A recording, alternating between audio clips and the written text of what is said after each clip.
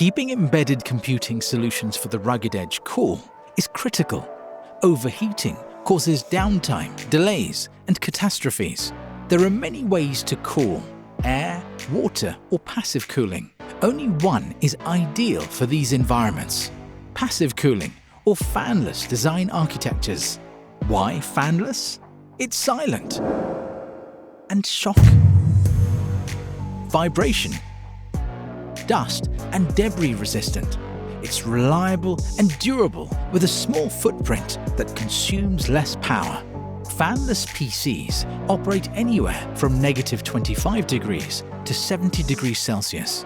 Building fanless PCs requires 7 steps. Choose a CPU with 10 to 65 watts of thermal design power.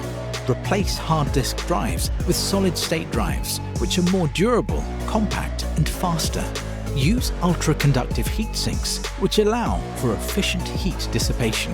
House parts in a fanless PC case made from extruded aluminum with heavy-duty metal molded into one piece. Use modular edge boost nodes for performance acceleration that are purpose-built for machine learning and real-time processing. Put the pieces together.